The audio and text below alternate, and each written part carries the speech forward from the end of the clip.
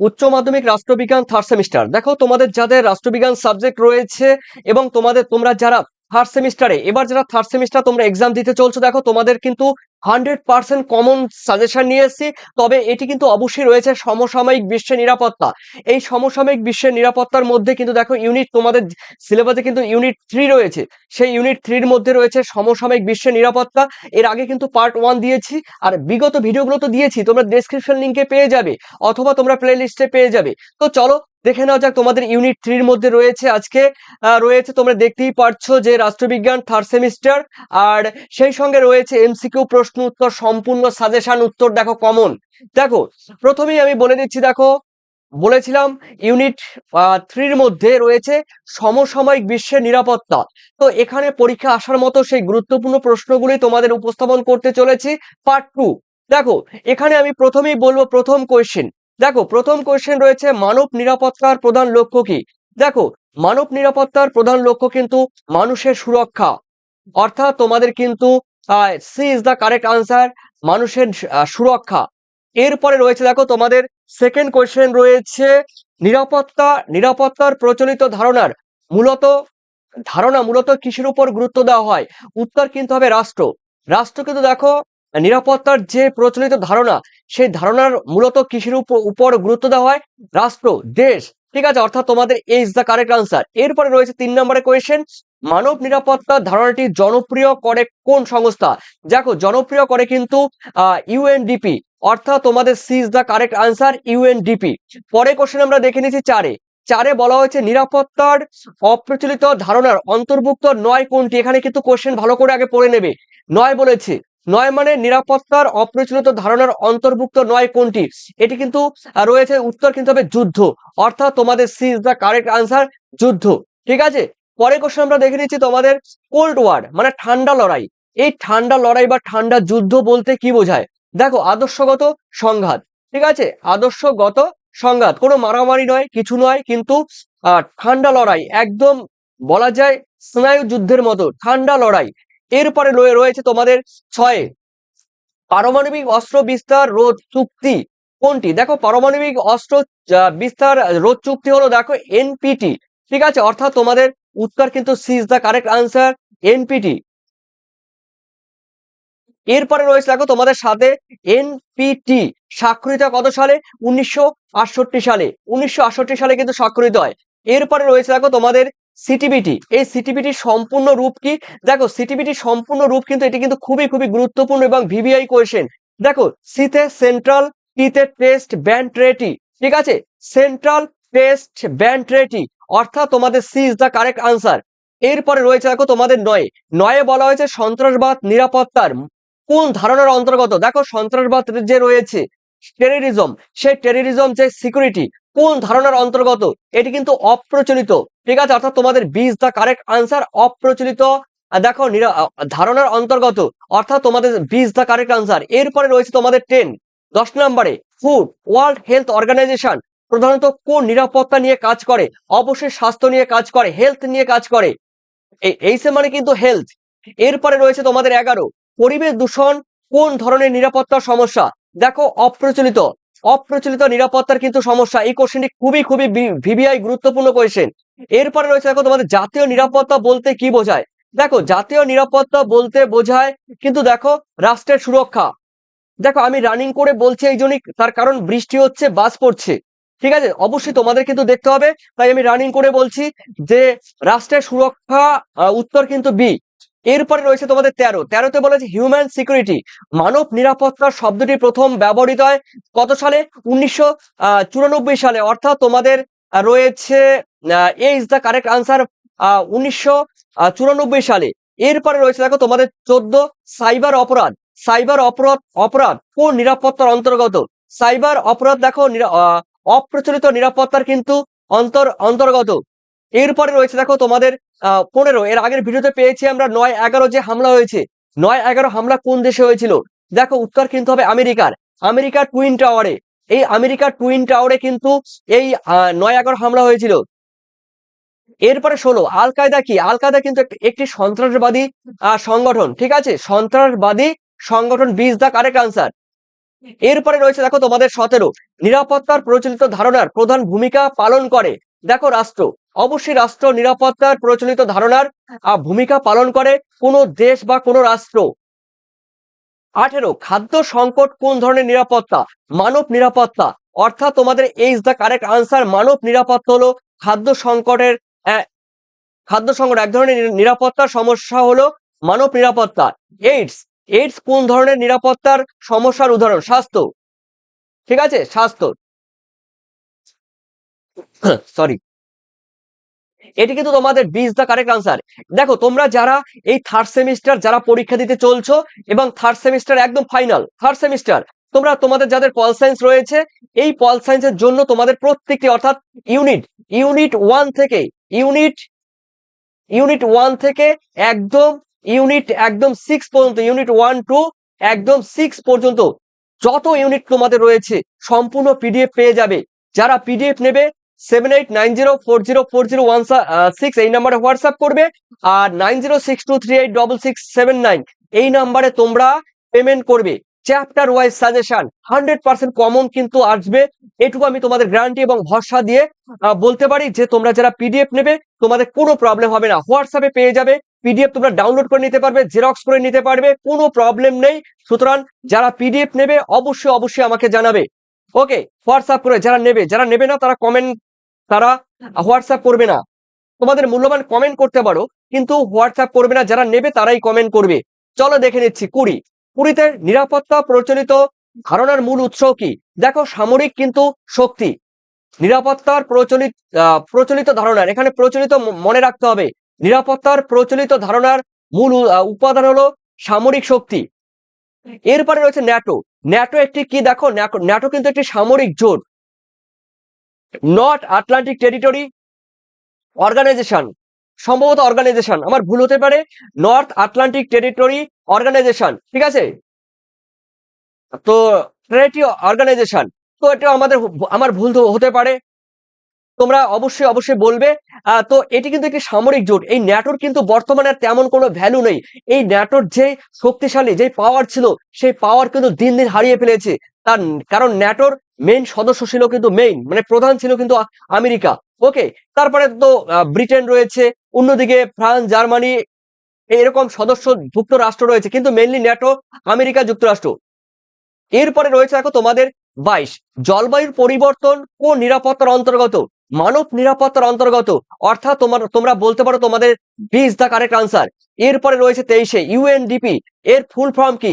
দেখো United Nations development programme, তার মানে কি হলো তোমাদের এ ইজ দ্য কারেক্ট আনসার। চলো এরপরে দেখে নিচ্ছি তোমাদের 24 বলা হয়েছে পারমাণবিক নিরস্ত্রীকরণ বলতে কি বোঝায়? দেখো পারমাণবিক নিরস্ত্রীকরণ বলতে কিন্তু পারমাণবিক যে অস্ত্র হ্রাস করা বা কমানো, ঠিক আছে, এটা বোঝায়, অর্থাৎ B is the correct answer. এরপরে তোমাদের রয়েছে 25, নিরাপত্তার অপ্রচলিত ধারণার গুরুত্ব কি? দেখো নিরাপত্তার অপ্রচলিত ধারণার গুরুত্ব দেয়, এখানে গুরুত্ব দেয় কিন্তু মানুষকে, অর্থাৎ তোমাদের C is the correct answer. এরপরে রয়েছে 26 রয়েছে SARS, এটি কি? এটি কিন্তু স্বাস্থ্য সংকট, ঠিক আছে, সার্স, এই সার্স কিন্তু একটি কি বলতো? স্বাস্থ্য সংকট, অর্থাৎ তোমাদের B is the correct answer. এরপরে 27 বলা হয়েছে সন্ত্রাসবাদ শব্দটির অর্থ কি? দেখো ভয় সৃষ্টিকারী বা ভয় সৃষ্টি করে, ঠিক আছে, বি। এরপরে 28 বলা হয়েছে নিরাপত্তা রক্ষায় রাষ্ট্র যে শক্তি ব্যবহার করে সেটি কিন্তু সামরিক শক্তি, অর্থাৎ নিরাপত্তা রক্ষায় সামরিক শক্তি কিন্তু কি করে বলতো? কোনো রাষ্ট্র কিন্তু ব্যবহার করে। এরপরে 29, পারমাণবিক অস্ত্রধারী প্রথম দেশ কোনটি? আমেরিকা কিন্তু প্রথম অস্ত্রধারী দেশ। এরপরে রয়েছে মানে B is the correct answer. এরপরে রয়েছে তোমাদের 30, জৈব সন্ত্রাসবাদ সম্পর্কিত, এই জৈব সন্ত্রাসবাদ সম্পর্কিত কি বলতো? জীবাণু অস্ত্র। দেখো দ্বিতীয় বিশ্বযুদ্ধের সময় কিন্তু জীবাণু অস্ত্র ব্যবহার করে কিন্তু অনেক মানুষকে মৃত্যুর কোলে ঠেলে দেওয়া হয়েছে। চলো এরপরে কোশ্চেন দেখে নিচ্ছি তোমাদের 31 নম্বরে রয়েছে নিরাপত্তার অপ্রচলিত ধারণার উদ্ভব হয়, দেখো কখন, কোন সময়? কোন যুদ্ধের পর? উত্তর কিন্তু হবে দেখো ঠান্ডা লড়াইয়ের পর বা ঠান্ডার যুদ্ধের পর, অর্থাৎ তোমাদের C is the correct answer. এরপরে রয়েছে দেখো তোমাদের 32, কোনটি মানব নিরাপত্তার অংশ নয়? এখানে কিন্তু নয় বলেছে, মানব নিরাপত্তার অংশ নয়, কিন্তু দেখো স্বাস্থ্য, শিক্ষা, খাদ্য, শিক্ষা এগুলো কিন্তু মানব নিরাপত্তা।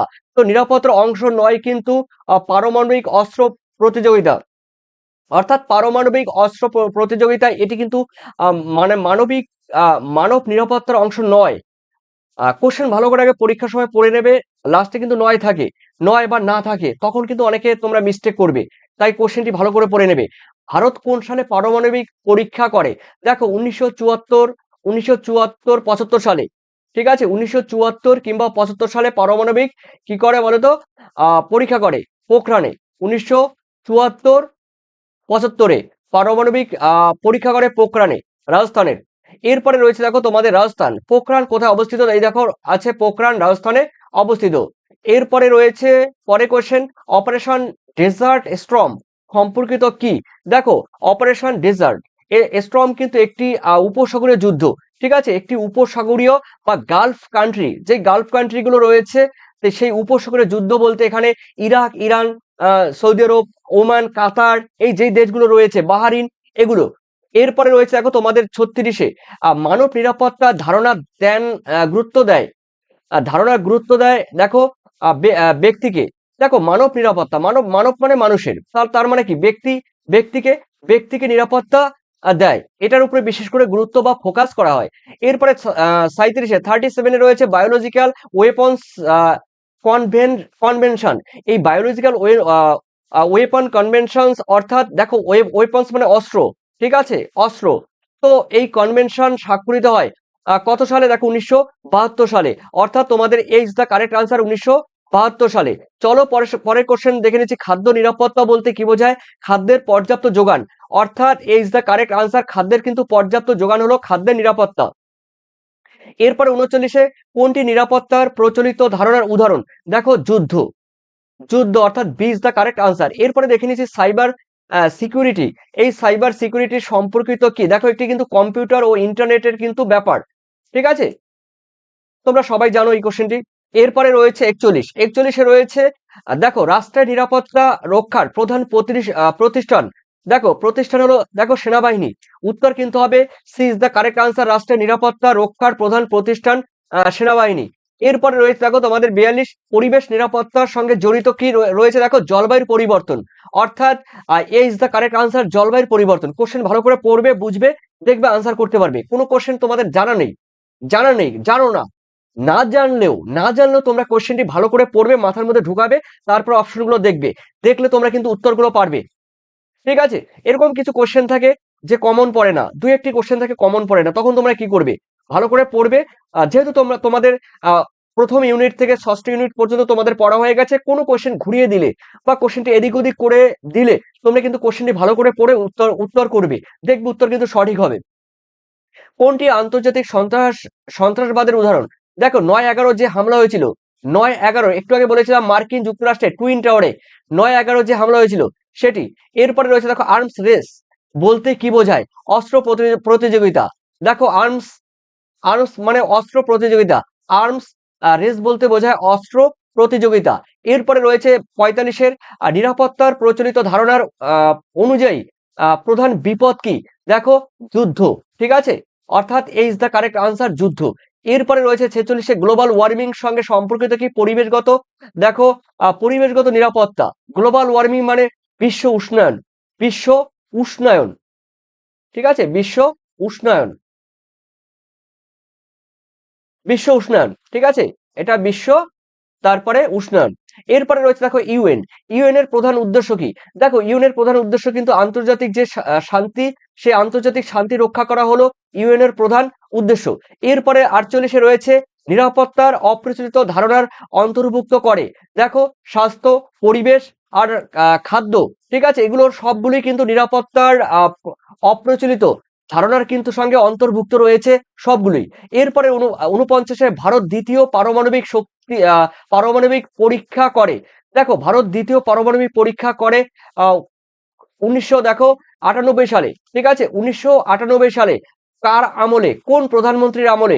অটল বিহারী বাজপেয়ী, অটল বিহারী বাজপেয়ীর আমলে, ঠিক আছে, বাজপেয়ীর আমলে 1998 সালে। তবে মাথায় রাখতে হবে কিন্তু এটি তখন বিজেপি সরকার ছিল, বিজেপি সরকার ছিল, বহুজন সমাজবাদী পার্টি, মানে ভারতীয় জনতা পার্টি ছিল। এই ভারতীয় জনতা পার্টি দেখো, আর অটল বিহারী বাজপেয়ীর আমলে কিন্তু 1998 সালে এই পারমাণবিক পরীক্ষা করে। আর তার 1 বছর অর্থাৎ 1999 সালে কিন্তু কার্গিল যুদ্ধ হয়, ঠিক আছে, জম্মু কাশ্মীরের কার্গিল যুদ্ধ হয়, এটাও কিন্তু মাথায় রাখতে হবে। 50 পোখরান-2 পরীক্ষার সময় ভারতের প্রধানমন্ত্রী কে ছিলেন? অটল বিহারী বাজপেয়ী।